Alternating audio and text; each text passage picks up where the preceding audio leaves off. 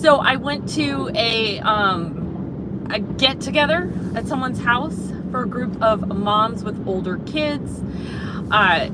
The original girl that put the group together, she put some anonymous post on Facebook like, hey, I don't have any friends, I have older kids, I'd like to meet other moms of older kids, because if you have older kids, you know, you can't relate when people are like, yeah, I have babies. Now I'm sure those of you with babies can't relate to the moms of older kids talk about what colleges they're getting into and graduating. So yeah, and that was fun. I don't think I left that house till 11:30 p.m. and I usually go to bed at like 9, so I was up way past my bedtime. Let me know how your weekend was. So today I'm off actually the next 3 days. I took off to take care of my son after surgery, but the reason I'm going in today is because I broke up when I was off, and my husband took a couple days off as well, mostly because I didn't want to fill out FMLA paperwork. My bookkeeper told me to fill it out anyway, just in case, but it's a lot of work. I qualify for it, I would have been approved for it, but it's just a lot of paperwork, especially when it was only going to be a week and a half, so I broke it up here and there. So I'm going today, then I'm off for the next 3 days to take care of him. I'm running a little bit late this morning, had trouble getting going because of daylight savings. I'm on time every single day, so I think people would understand, and I think a lot of people are going to be late today. It's always hard. I love daylight savings. I like that it stays light later in the day, so I like it, but I just hate that first week getting used to it. Do I need my sunglasses or not? It's kind of like in between. It's a little bit sunny, but not sunny enough to need them. So there's talk in Congress to keep daylight savings. In other words, what the time we're in now, keep it all year round. A lot of people say they hate daylight savings, but most of you love daylight savings and you hate standard time. Yes, I hate this time of year when we lose an hour, but most people really would like it to stay an hour later during the year. I used to feel that way, but actually I would rather go back and forth as much as it's really hard to adjust both now and in the fall, because I like it being light out later, but there ends up being problems when it gets to be fall and the time change and the standard time hasn't happened yet. There's usually kids standing out at the bus stop in the dark, and a few years ago we did have a kid get hit by a bus when it was like right before the time change was supposed to happen, because it is too dark. So for that reason, I do want it to change back to standard time, although I like it being light later. Linda McMann was just confirmed. This is a teaching channel for those who don't know or just stumbled upon me. It's about education and teaching subjects. So what do you guys think about her? I don't like that she doesn't have a lot of experience, but then again, Trump just appointed her to really get rid of the Department of Education, not to really do anything. So if that's your job, I guess, maybe she is qualified. And what do you think about getting rid of the Department of Education? I have very mixed feelings. I would like a compromise, but a lot of people say we shouldn't get rid of it. But here's the thing. We've got Common Core, No Child Left Behind, and standardized testing. All of those things came from the Department of Education and federalizing education. So I think when a lot of people say they're against closing it, they don't know all the facts. And I'm going to ask you as a teacher, did you ever even think about it, or did the federal Department of Education have anything to do with your day-to-day teaching life before you even knew that Trump was going to close it? I'm guessing your state Department of Education has a lot more to do with your day-to-day. Now, the only thing that I think about closing it is that the federal government does oversee how it is being spent in education, and do well with that at some level. Now, it is easier to your local level than it is the federal level, but I would like a compromise where, like, we downsize the Department of Education, but don't completely get rid of it, more for the special education oversight. So, and we can Trump cannot do anything without Congress. Look for it on my channel. It'll be coming out in about weeks. Coming out called "A Bill Becomes a Law." I'm reposting all of my classes from an old OutSchool class that I had about the 3 branches of government, just because right now I'm so busy I don't have time to post videos, so I'm using some of my old videos. So right now I'm doing the legislative branch. But anyways, how a bill becomes a law is really complicated, so it has to go through both chambers of the House and both chambers of Congress, which is the House and the Senate, before it can be approved, and then the president signs or vetoes. That's the very simple version. It's pretty complicated, actually.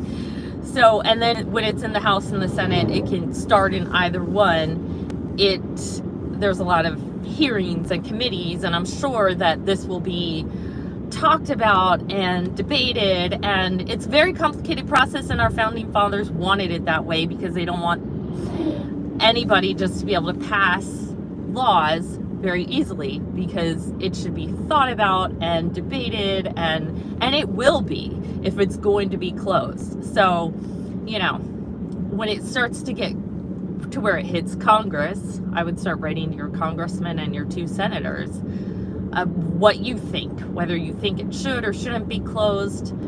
Do you try to keep up? Do you try to exercise? Life has gotten busy, which is why I have been reposting old YouTube videos and haven't, reposted. I haven't been able to work out in 3 weeks. I feel really good whenever I do, and I notice a huge difference in everything, in my energy level and what I'm able to do in my health. And my son having surgery just even the last few weeks, and just with the surgery coming up, I've had a lot of doctor appointments. I started tutoring again on Monday and Wednesday. It's only 30 minutes after school, but it just adds to, like, I gotta get home. We moved my mother-in-law into an assisted living facility, and we also try to visit her, especially that she just got in there, whenever we can, so that I try to go one day during the week. It's not really on my way. I have to go like a different way home in order to do it. And we try to have her over to our house one of the 2 weekend days. So far, the past month that she's been in it, we've been able to do that. So life has just gotten so busy. I haven't been able to work out, and I was doing really well. Like, I was lifting weights and doing cardio, and I had gotten up to 12 incline, which is the highest incline on the treadmill, for at least 2 minutes. I, had been increasing my weights. I heard that, like, when you go back to it after not having done it, it's not the same as starting from day one. So at the very least, when I get back to it. But I was talking with someone over the weekend how once you stop, it is so hard to start again. So what are some of the things that you do to get yourself to start again?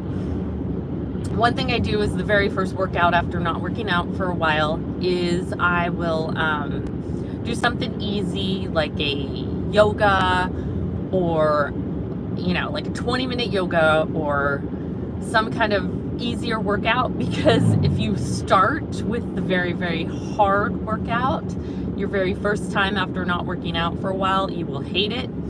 So I'm off the next 3 days with my son, and I'm going to start tomorrow with an at-home workout. I need to be home for him, but I can work out at home, which I was doing long before I was going to a gym. So let me know if you work out, what you do, and how it makes you feel, how it improves your life.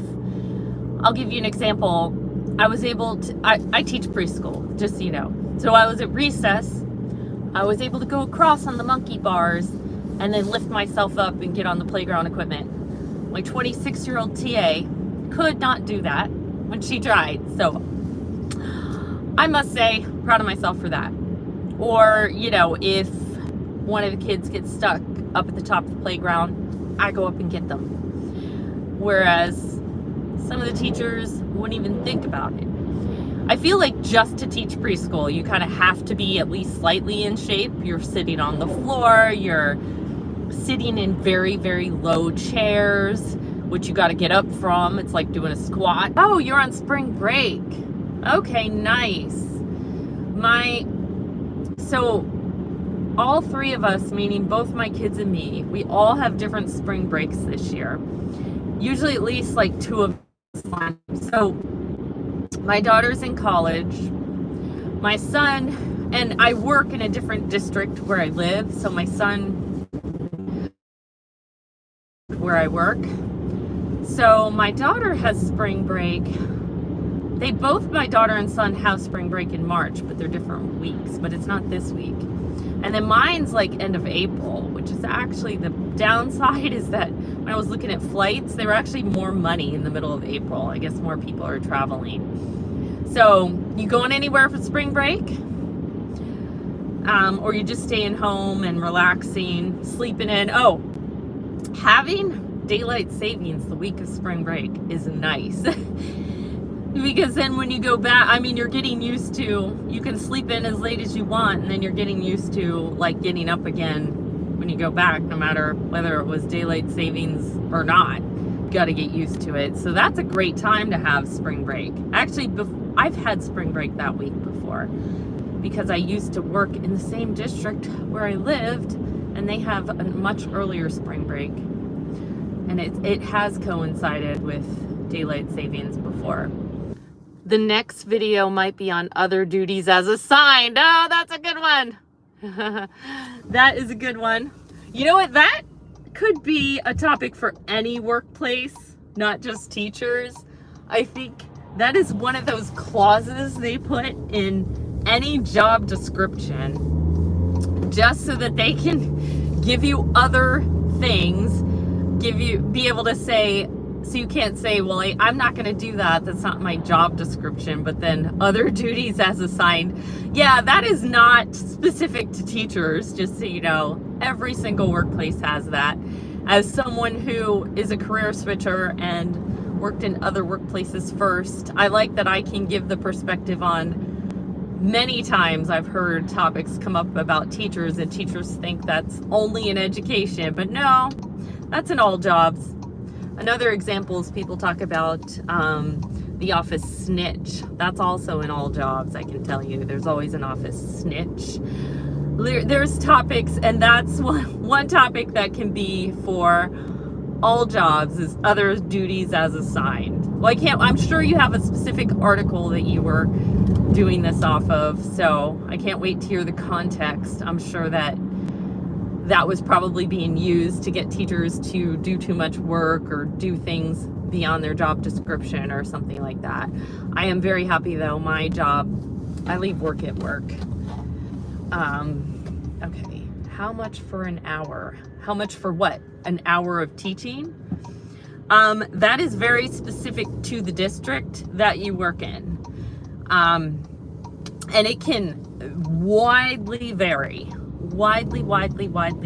as far as what teachers get paid. It can vary whether you're at a public or private school. But even if we're just talking about public schools, it is so specific to the area.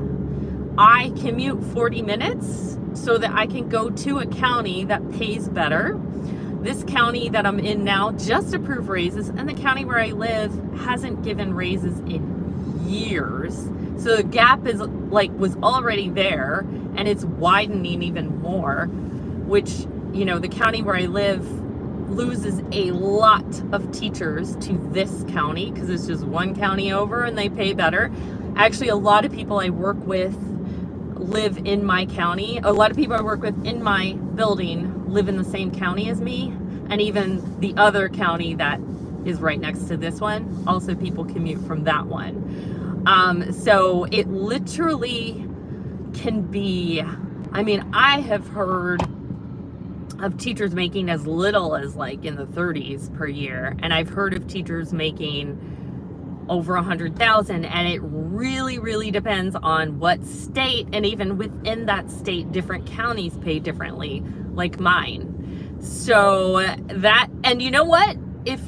if you're trying to get a job for a public school, it is public information. So all you have to do is Google how much money do teachers make, put in the county and state, it'll come up. Bye everyone, I am ending this live stream. See you, thanks for coming.